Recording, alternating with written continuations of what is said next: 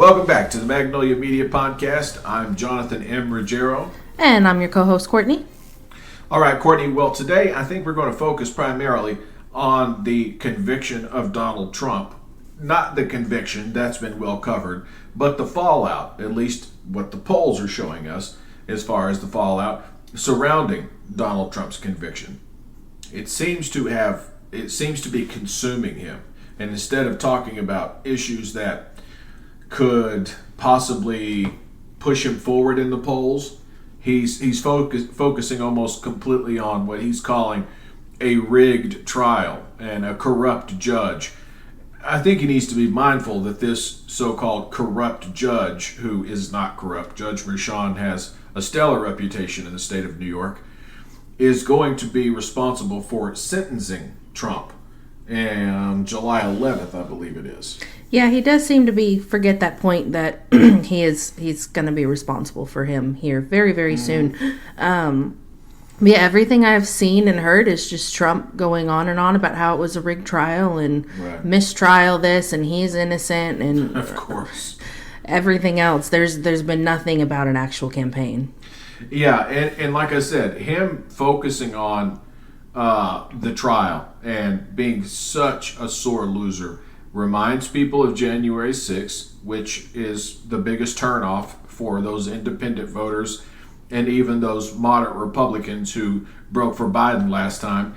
And it's a reminder to young people and people of color, two groups that Biden's had some trouble with as far as regaining their support at the same level at which he had it in 2020. However, polls show Biden only leading by 1 point nationally. So is there some way to explain how Biden's only leading by 1 percentage point when he's winning with independents? He's winning women by huge gap. He's winning college-educated women or who live in the suburbs, or as political pundits used to call Republicans. They are now firmly Democrats and probably will be for the rest of their lives. But I think that taking a poll 2 days after a conviction really doesn't tell us much. Do you? No, I mean, in general, we know that the polls can be so skewed in one way or another anyway.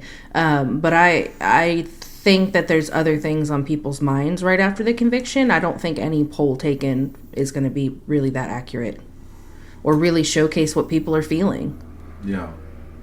But with so many Republicans who have sworn off Trump to start with, then you add to that Republicans who say they absolutely won't vote for him if he was convicted of a felony.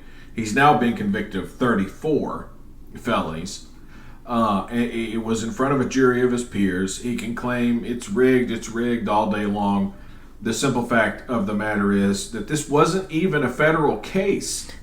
So the federal government can't rig a case in New York State no more than the Supreme Court can interject itself into a case in New York State and expect for New York judges to pay any attention to it.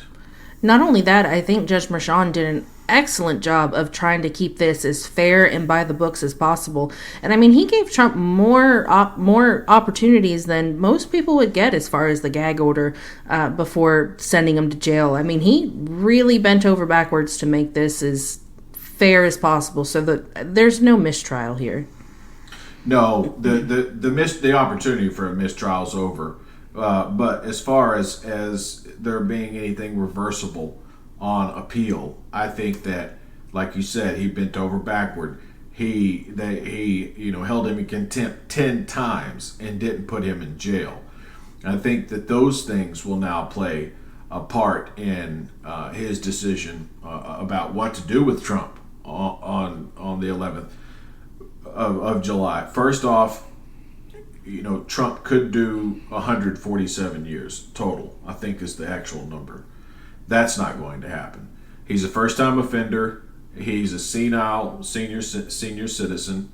Anyone who doesn't believe Donald Trump is senile, just go look at mashup videos on YouTube. They're not AI generated. That's 100% real. He speaks a little faster. Of course, Donald Trump, like most dictators, do have that cadence when it comes to their speech patterns. But other than that, there's Joe Biden, 3 years his senior, is obviously the sharper man. I don't think there's any question at all.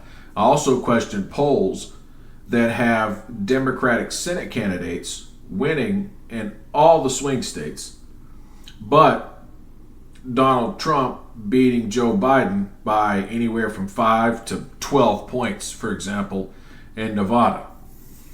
Yeah, that doesn't make sense. And again, polls and statistics can really give you whatever numbers you want. Like, you can make the numbers what you want. But I find it very hard to believe that a state being that overwhelmingly Democratic in the Senate and the House is suddenly going to want a Republican president. Yeah, especially a deranged president who now has a rap sheet. And the Teflon Well, he had a rap sheet before. It just wasn't really official. Yeah, well, put it all together. Let's put it all together. So, Trump is an adjudicated rapist in a civil setting. He is a defamer. He was found guilty of defamation and sexual assault in E. Jean Carroll Part 1. That's a $5 million fine. Then the second defamation trial, so that's $83 million more dollars. Then we move on to the New York civil fraud case, which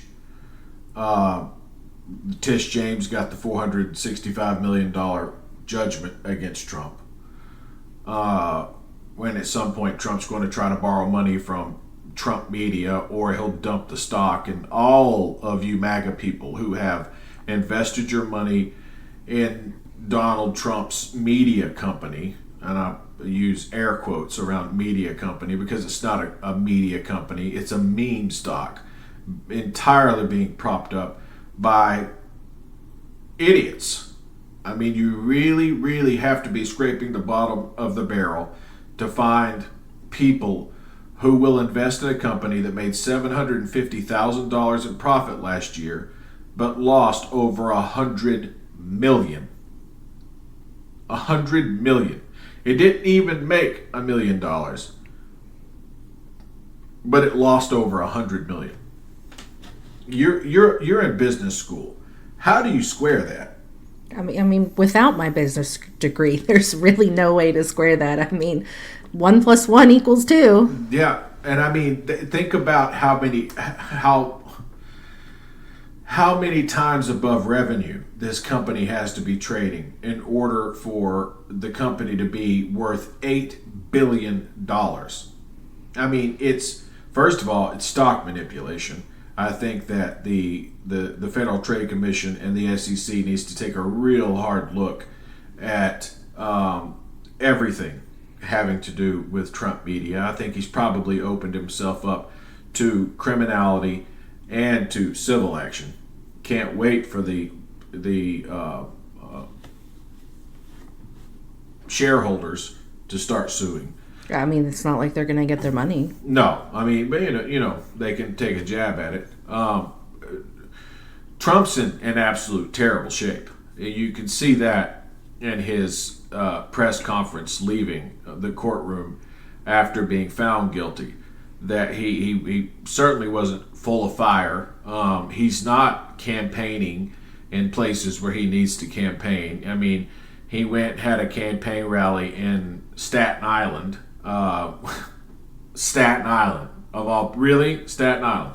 And of course, Wildwood, New Jersey, which, by the way, finally corporate media has walked back what they had to say about the size of the crowd at the Wildwood, New Jersey event, which was held on a weekend while the trial was still happening. You know, supposedly 100,000 people were fit to. Now they're saying actually it was about 11,000 people. That's a pretty big difference. That there were, yeah, it's an enormous difference. and that the mayor of the town was saying that what he meant is that there were 100,000 people in Wildwood, New Jersey. I don't know how to wrap my head around it. So you come out, you brag. There was 100,000 people came out to see Trump. Well, actually, there were 100,000 people in town. We live very near to a resort town in the Great Smoky Mountains National Park, and 100,000 people is a slow Wednesday in the middle of summer. That's a tiny crowd for a resort town, first of all. So Wildwood, New Jersey can't be doing all that well. It was such nonsense to begin with. But again, corporate media, which we are not, creates a narrative and they run with it. And we're not trying to create a narrative here. We're not just bashing polls all day, because we realize that Biden was ahead in every poll, almost every poll, leading up to Election Day in 2020. So Trump being ahead could spell trouble for the Biden camp. And I think Biden's reservation about getting involved in comments on Trump's trials and tribulations is a big mistake. I agree. I think up until he was convicted, it was good for Biden to stay out of it. But now that he has been convicted, I mean, it's a fact. Biden should go after that with everything he's got. I mean, I'd be pulling that into every campaign ad, and everything I could, showcasing, do you really want a criminal as president? Think about if the reverse had happened, if somehow Biden had been found guilty of a crime. I mean, it would be all Trump talked about day and night. And of course, Trump has this whole deep state, thing. This was the state of New York. This was outside the purview of the federal court system. So if that's what's hanging Biden up on going, a full-throated attack on Donald Trump, then he has that. He has that. He has the ability to say this didn't have anything to do with the federal court system at all. This was the state of New York. So, I don't think it matters either way. I think you've got a convicted felon in front of you. It's time to stop playing Mr. Nice Guy and to attack with everything you've got, day and night, the fact the man is a convict and will be sentenced on July 11th, which probably means there won't be any debates. So for everybody who was hoping for debates, as I was, I don't think there will be any debates, considering the first debate was scheduled to be on the 27th. So exactly 2 weeks later, Trump has to go back in front of Judge Juan Merchan and plead his case to stay out of jail, which he likely will. I think Merchan will either, sends him to home confinement or some sort of ankle monitor system until after the election has passed, and then maybe some sort of sentence can be imposed on Trump. But, it's glorious that Donald Trump was found guilty. Joe, people who support you, people like myself, people like Miss Courtney, people in our circle, we want you to turn vicious. We don't want a Democrat to lose an election that costs us our democracy because you wanted to play by the rules. We've seen too many Democrats lose because of that. I think overall it is time for Democrats to start playing the nice guy. Republicans aren't playing fair. They never have. Why do we need to be the bigger person now? I mean, there's more on the line than just, I want to be the bigger person, or I want to do the right thing. There's more than just ethical concerns here. Like you said, we're trying to defend our democracy. Like, Biden does need to step up and be a little bit more vicious, and he's proven that he can be. I mean, he wasn't rankled by anything that happened in the State of the Union address or any of the other speeches he's given. He never gets flustered by the hecklers. Hell, half the time he heckles them right back. So I have no reservations that he can do it. I think he just needs to step up and actually do it.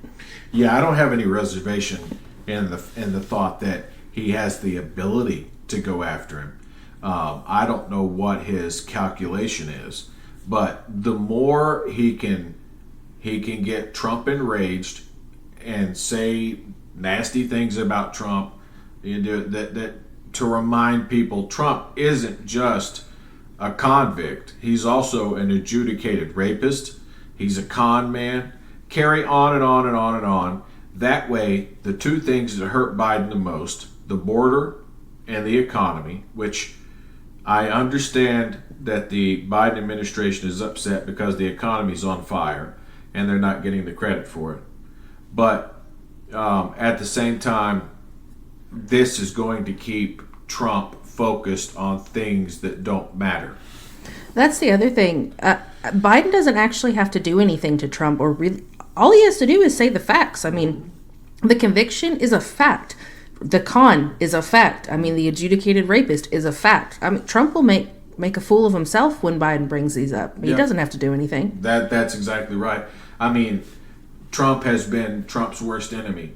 And, losing in 2018 when they got devastated in the House of Representatives, we don't see 20, 30 seat flips anymore because of such hardened partisanship. We did in 2018 when women swept in and took control of the House of Representatives.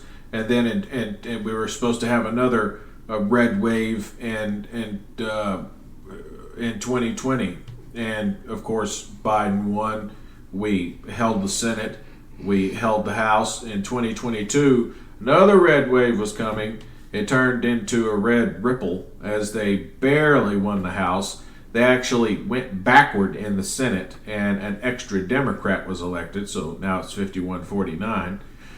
And now we're going into 2024, and you've got an ex-president who's essentially been, shot in the leg, trying to drag his fat rear end across the finish line, while 49% of independents think he should drop out of the race altogether.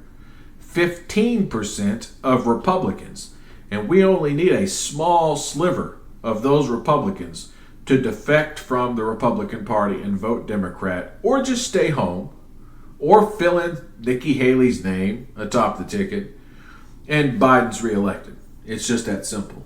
Yeah, I mean, anything that can pull away from Trump, regardless of who it goes towards. I mean, those are just votes away from Trump that are going to be towards Biden. Right. Nikki Haley's not on the ballot, and she's not going to get enough independent votes to matter. You're just pulling it away from Trump. Nikki Haley, changing subjects for a moment. Nikki Haley. What a hypocrite and a backstabber. Oh, what a boot-licking. Like, I'm embarrassed for her. That's just, how could you do that to yourself? Especially knowing you're not going to have a career in politics anyway because you were such a vicious rival to Trump. But Trumpism is cracking. We can see the cracks in Magnolia and Trumpism now.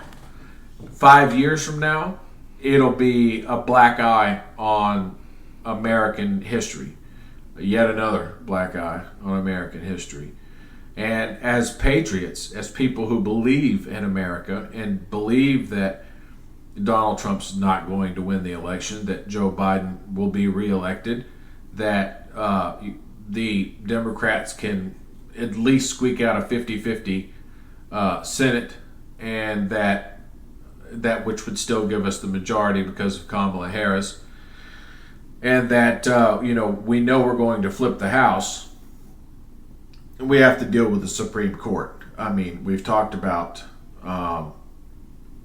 Samuel Alito, the upside-down flag at his house, the stress flag, and then, of course, the 1775 flag that was flying outside of his New Jersey beach home, which, again, he blamed on Martha Ann, his wife. We have the enemy isn't just at the gate, it's inside the building. And so in a second Biden term, the Department of Justice to some extent does need to be weaponized against these MAGA congressmen and women, from the Marjorie Taylor Greens to the Jim Jordans, Matt Gaetz and his ethics investigation about, of course, his friend who was involved in the same drug-fueled parties with underage girls who they crossed state lines with from Alabama into the panhandle of Florida, should go forward. They should go forward full force on it.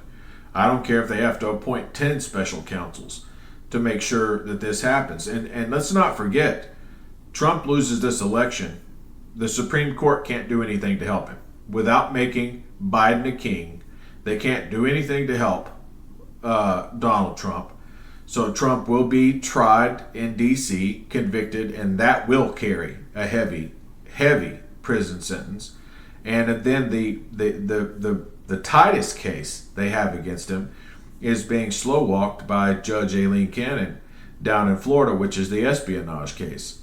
Understand that this man had thousands of top secret documents, so secret that the judge didn't have the right or the security clearance to view those documents. They have to be held in an impromptu SEPA location.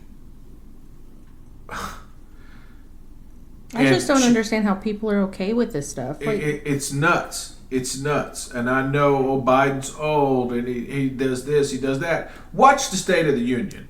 Watch one of his campaign stops. The man is just fine. He doesn't talk as quickly as he used to. Joe Biden was never exactly as eloquent as Bill Clinton or as Barack Obama. But he's effective. He's effective. He's an effective communicator. He's a compassionate commander-in-chief.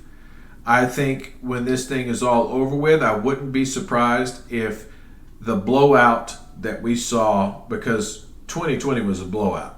When you have a Democrat win Georgia and Arizona, for Christ's sake, that's a blowout. This time they're going after North Carolina and Texas. If both or one or the other go to Biden, we're talking about another blowout, because Biden's going to carry Arizona because of Ruben Gallego. He's going to carry Nevada, I don't care what the polls say, because of Jackie Rosen. Wisconsin with Tammy Baldwin. Michigan with Gary Peters. Pennsylvania with Bob Casey. The one wild card could be Maryland, which per population is the most Democratic state in America, because of moderate Republican Governor Larry Hogan running for Senate. And he was just handed a gift when he was disowned by the RNC and Donald Trump for saying this. He simply said, let's respect the jury's decision and take it up on appeal. And then an immediate clapback came from Laura Trump, the RNC, and Donald Trump, saying that he won't get another penny from them to help him with his campaign in Maryland, which he's losing anyway, because it's a much different thing to elect a Republican governor than it is to elect a Republican senator in a deep, dark blue state like Maryland.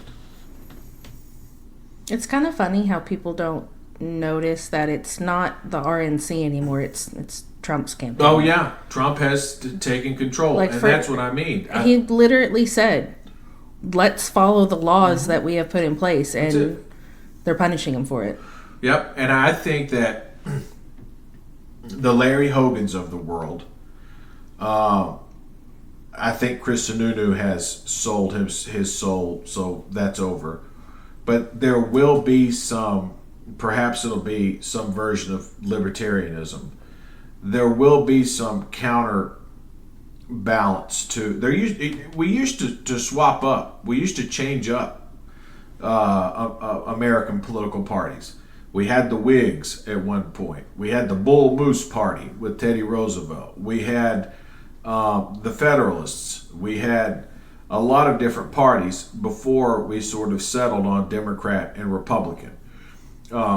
Andrew Jackson with Democrats, which doesn't make us look great historically, but and of course Abraham Lincoln with the Republican Party movement. So it seems to me that the more seats they lose, the more, because remember, not a single new MAGA congressman or no one who wasn't already in office won an election who ran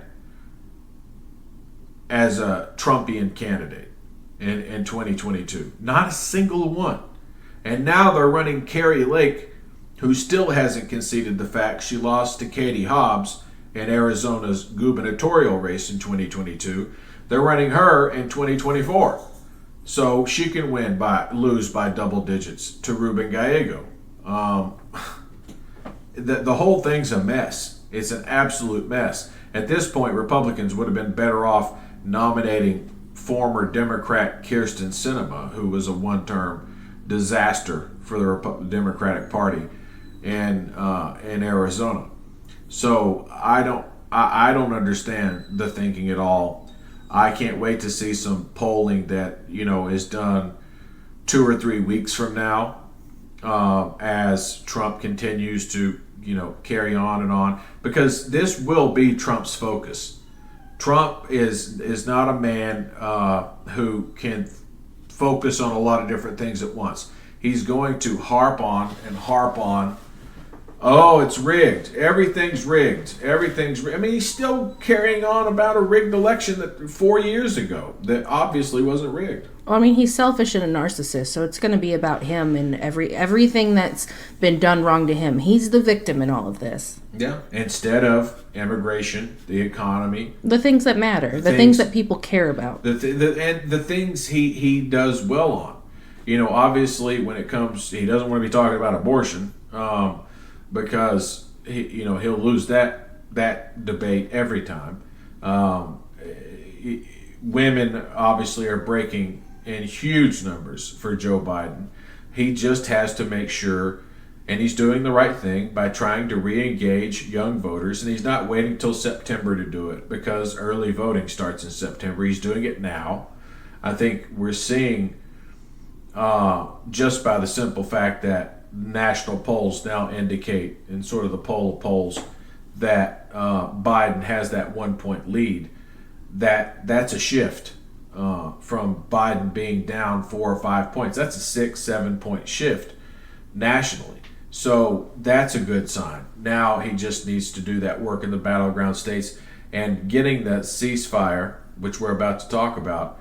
If you can get this ceasefire to go through, or at least to make it clear to the world that the United States government, led by President Biden, was a full supporter of this ceasefire and allowing humanitarian aid into Gaza, and getting rid of Benjamin Netanyahu, and getting those hostages back home who've been tortured by Hamas long enough.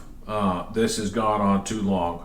And then you can focus on going after individuals in Hamas using a tip of the spear approach versus dropping 1,000-pound bombs on refugee encampments, people living in tents, which 40 some odd people were killed 2 nights ago by an IDF missile that was targeted at tents, people who are starving to death, and then for their trouble they get hit with a 2,000-pound bomb.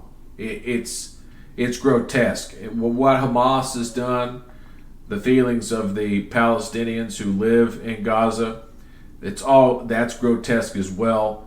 But this type of warfare, there's no excuse for it, Miss Courtney. Yeah, and the priority right now needs to be, and I think everybody's priority except Benjamin Netanyahu, is to get those hostages back. But for him, it's turning into a pretty big, not power struggle, but he wants to hold on to it. And he's losing, and I think he knows that if he gets the ceasefire, that he's going to lose a lot of his support in government. Well, last poll I saw, and he has a 22% approval rating. That's not the approval rating of a man who's going to be reelected prime minister or be able to form a government.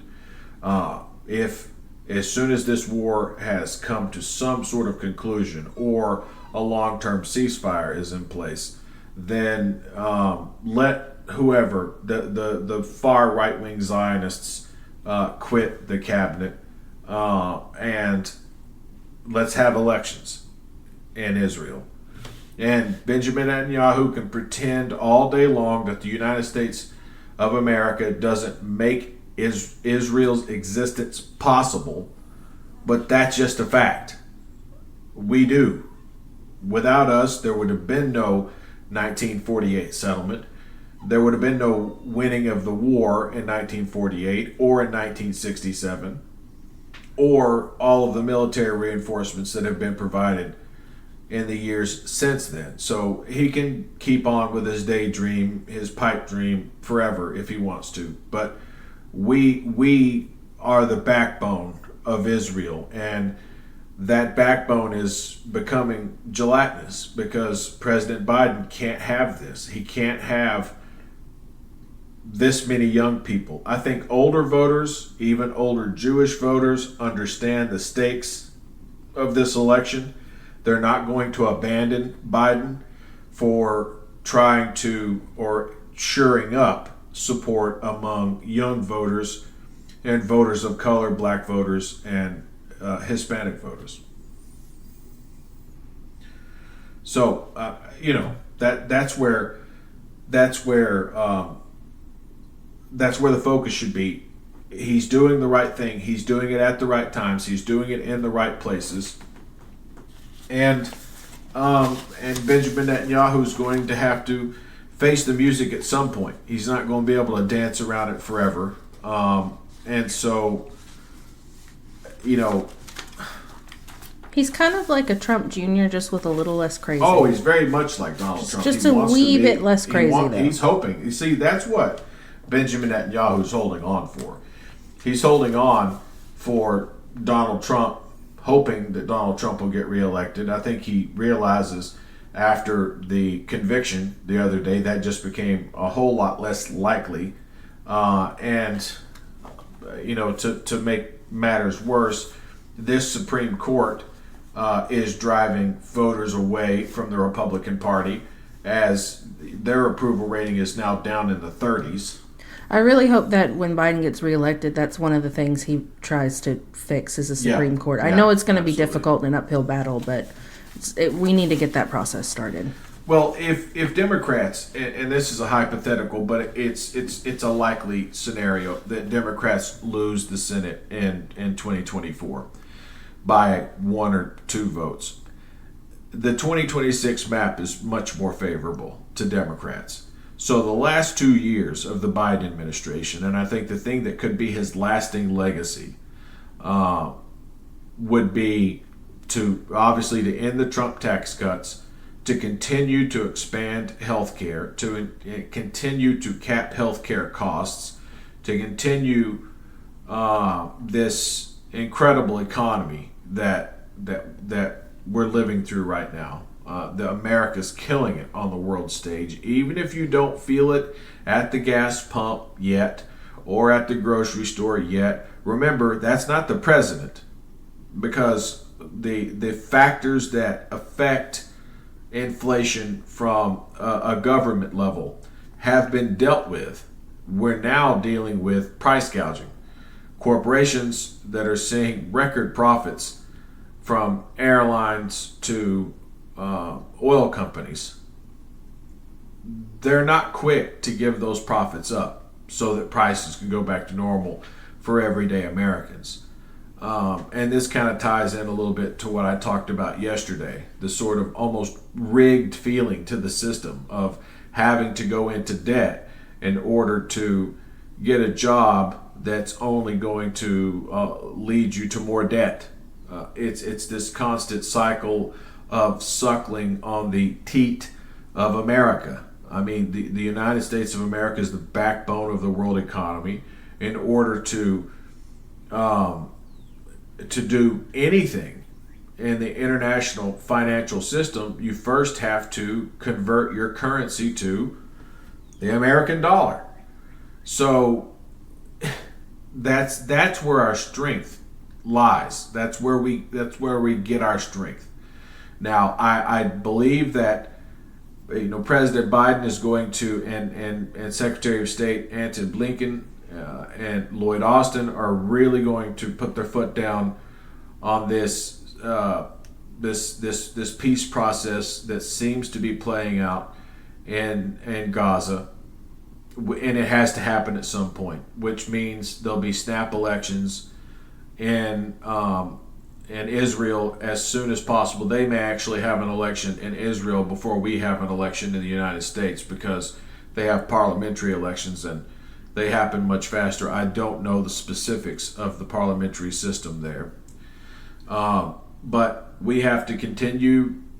We have to continue beating the drum of progress, and that is to elect a president who's done progressive stuff. I mean, the largest investment in renewable energy in history that was part of the bipartisan infrastructure bill. I'm hoping that we can continue on in the direction we've been going with Biden, and I think if we can get him reelected and get the House and the Senate back to a Democrat under Democratic control, hopefully these last few years are just going to be a bad blip in American history here soon. I think that's a really strong possibility. I think it's a really strong possibility because I do think that Trumpism is going to break the Republican Party, that it'll be Democrats, Republicans will be out there on the periphery somewhere, probably costing whatever new party comes along and takes the bulk of those votes. So essentially the spoiler will be the Republican Party in the future. I think we're looking at this in the next 5 to 10 years. I don't think this is 30, 40 years away. I think it could be less than that.